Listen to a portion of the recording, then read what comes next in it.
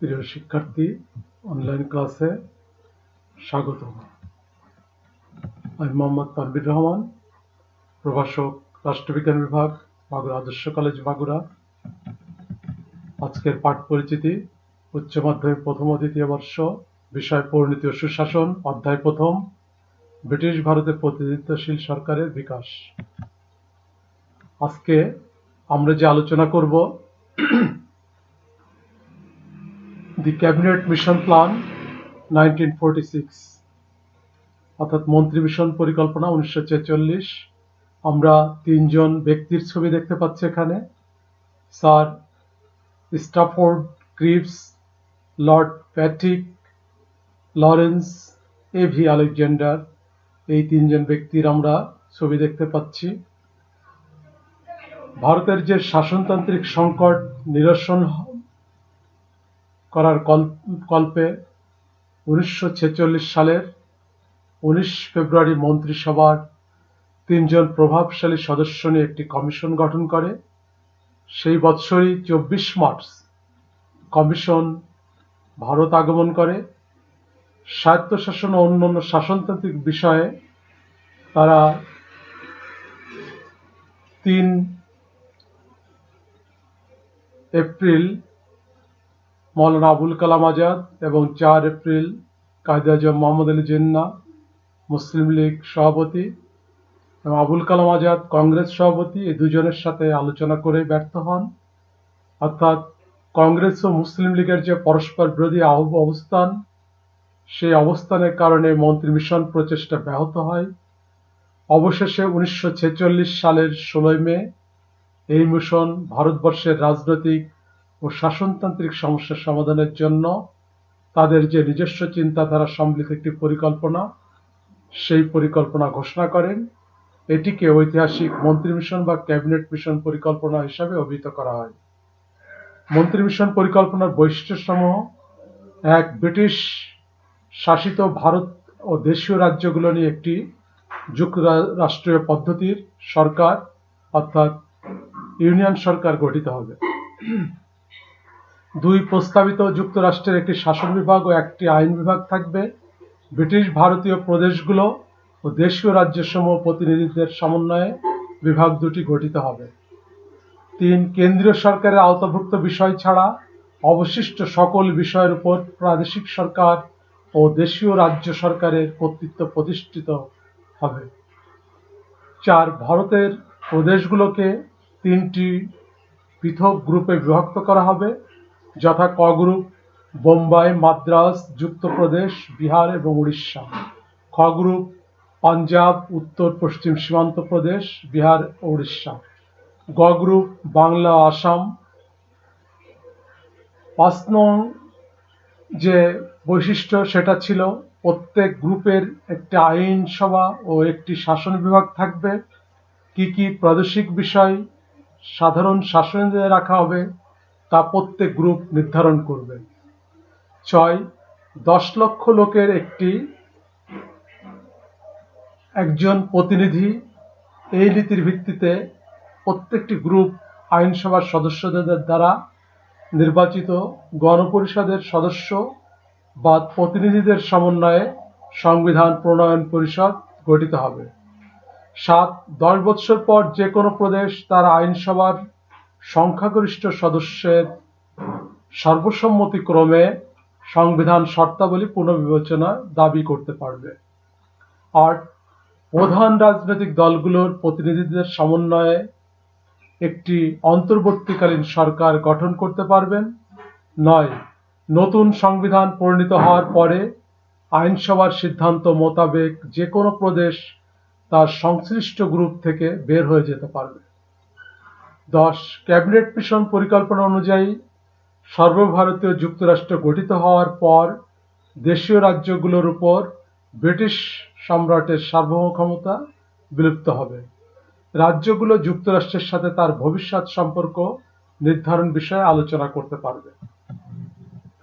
আমরা মন্ত্রী মিশন পরিকল্পনার কথা জানলাম। এখন মন্ত্রী মিশন পরিকল্পনা যে ব্যর্থ হয়েছিল এর কারণ সমূহ আলোচনা করব। 1. ভারতের সংবিধান রচনার দায়িত্ব গণপরিষদকে দেয়া হলেও এর সদস্যরা সার্বজনীন ভোটাধিকারের ভিত্তিতে নির্বাচিত ছিলেন না। 2. মন্ত্রিমিশন পরিকল্পনায় দেশীয় রাজ্যগুলোর সামন্ততন্ত্রকে স্বীকৃতি দেওয়া হয়। দেশীয় রাজ্যগুলোতে গণতন্ত্র ছিল অনুপস্থিত। 3. ভারতকে দুটি মুসলিম প্রধান অঞ্চল ও অন্যটি দেশীয় রাজ্য সমূহ নিয়ে গঠিত অঞ্চলে এই 4টি অঞ্চলে বিভক্ত করা হয়। এটি ছিল অবাস্তব ও জটিল। 4. ভারতের রাজনৈতিক জটিলতা এড়ানোর জন্য যেখানে শক্তিশালী কেন্দ্রীয় সরকার দরকার ছিল, সেখানে মন্ত্রিমিশন পরিকল্পনা দুর্বল কেন্দ্রীয় সরকার গঠনের চেষ্টা করা হয়। 5. অন্তর্বর্তীকালীন পদ্ধতি ক্ষমতা হস্তান্তরের কোনো ব্যবস্থা মন্ত্রিমিশন পরিকল্পনায় ছিল না। 6. মন্ত্রিমিশন পরিকল্পনা গণপরিষদকে কোনো সার্বভৌম ক্ষমতা দেয়া হয়নি। 7. জাতীয় কংগ্রেস ও মুসলিম লীগের অসহযোগিতা, উভয় দলই তাদের স্বার্থ ক্ষুণ্ণ হয়েছে ভেবে শেষ পর্যন্ত এই প্রস্তাব এই পরিকল্পনাকে প্রত্যাখ্যান করে। আমরা মন্ত্রিমিশন পরিকল্পনার কথা জানলাম, এর বৈশিষ্ট্যগুলো জানলাম। এখন ভারত স্বাধীনতা আইন। ক্লেমেন্ট রিচার্ড অ্যাটলি, ব্রিটিশ প্রধানমন্ত্রী, 1947 সালের 20 ফেব্রুয়ারি হাউস অব কমন্সে বক্তব্য দানকালে 1948 সালের জুন মাসের মধ্যে ভারতীয়দের হাতে ক্ষমতা হস্তান্তরের কথা ঘোষণা করেন। ঘোষণা বাস্তবায়নের জন্য লর্ড ওয়াভেলের স্থানে লর্ড মাউন্টব্যাটেনকে গভর্নর জেনারেল করে পাঠান। 1947 সালের 22 মার্চ তিনি দিল্লিতে আসেন এবং 24 মার্চ শপথ গ্রহণ করেন। মাউন্টব্যাটেন ভারতের রাজনৈতিক নেতৃবৃন্দের সাথে ব্যাপক আলোচনা করে। সমস্যার গভীরতা এতই বেশি, তিনি বিচার বিশ্লেষণ করে এই সিদ্ধান্ত উপনীত হন যে ভারত বিভাগ ছাড়া বিকল্প কোনো পথ নেই। 1947 সালের 2 জুন তিনি কংগ্রেস ও মুসলিম লীগ ও শিখ নেতৃবৃন্দের সাথে বৈঠকে মিলিত হন। এর আলোকে 3 জুন তার পরিকল্পনা ভারতবর্ষের জনগণের সামনে তুলে ধরেন। এটাই মাউন্টব্যাটেন পরিকল্পনা নামে খ্যাত। 4 জুলাই ব্রিটিশ পার্লামেন্টে ভারত ও পাকিস্তান নামে দুটি স্বাধীন ও সার্বভৌম রাষ্ট্র প্রতিষ্ঠার প্রস্তাব করা হয়। এটাই ভারত স্বাধীনতা আইন নামে পরিচিত। 1947 সালের 18 জুলাই ব্রিটিশ পার্লামেন্ট ভারত স্বাধীনতা আইন পাশ করে। এখন এই ভারত স্বাধীনতা আইন পাশ করার পরে 1947 সালের 14 আগস্ট ভারত এবং পাকিস্তান নামে দুটি রাষ্ট্র গঠন করা হয়।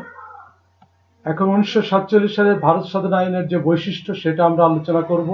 1. 14 আগস্ট থেকে ভারতবর্ষের দীর্ঘ প্রায় 200 বৎসরের ব্রিটিশ শাসনের অবসান ঘটে এবং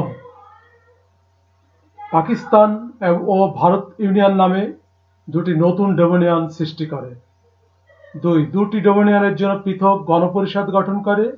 এই গণপরিষদ দুটির উপর দুই দেশের শাসনতন্ত্র রচনার ভার অর্পণ করা হয়। যতদিন পর্যন্ত শাসনতন্ত্র পরিণত না হয় ততদিন উক্ত গণপরিষদ দুটি স্ব দেশের কেন্দ্রীয় আইন পরিষদে কাজ করবে। 3. ডোমিনিয়ন দুটি ব্রিটিশ কমনওয়েলথভুক্ত থাকবে কিনা সে সিদ্ধান্ত গ্রহণ করবে। এর করার যে পূর্ণ অধিকার, এই অধিকারটা তাদের থাকবে। 4. ভারত স্বাধীনতা আইনের মাধ্যমে দেশের যে রাজ্যগুলো ছিল তাদের উপর ব্রিটিশ রাজ্যের সার্বভৌম ক্ষমতার অবসান ঘটে। 5. এই আইনে ভারত সচিব পদের বিলুপ্ত ঘটানো হয় এবং পাকিস্তান ও ভারতের সাথে সম্পর্ক রাখার দায়িত্ব কমনওয়েলথ সেক্রেটারির উপর অর্পণ করা হয়। 6. কেন্দ্রীয় শাসনের ব্যাপারে উভয় ডোমিনিয়নের জন্য একজন করে গভর্নর জেনারেল থাকবেন এবং ডোমিনিয়ন ক্যাবিনেটের পরামর্শক্রমে ব্রিটেনের রাজা কর্তৃক নিযুক্ত হবেন। তবে গভর্নর জেনারেল হবেন একজন নিয়মতান্ত্রিক প্রধান মাত্র। 7. পাকিস্তান ও ভারত উভয় ডোমিনিয়নের শাসনতন্ত্র রচিত না হওয়া পর্যন্ত এদের কেন্দ্রীয় প্রদেশের সরকার পরিচালনার জন্য প্রয়োজনীয় রদবদল সহ 1935 সালের ভারত শাসন আইন কার্যকর থাকবে। আমরা ভারত শাসন আইন জানলাম এবং ভারত স্বাধীনতা আইনের বৈশিষ্ট্যগুলোও জানলাম। এখন তোমাদের জন্য যে সৃজনশীল পদ্ধতির প্রশ্ন সেটা আমরা একটু দেওয়ার চেষ্টা করেছি, যেটা বাড়িতে বসে চেষ্টা করবে। আমরা পূর্বে ক্লাসগুলোতেই এই সৃজনশীল যেটা রাখা হয়েছে সে বিষয় নিয়ে আলোচনা করেছিলাম। তোমরা একটু খেয়াল করলেই ধরতে পারবে এবং প্রয়োজনে বই দেখে নিও। 1940 সালের 23 মার্চ কি ঘটেছিল?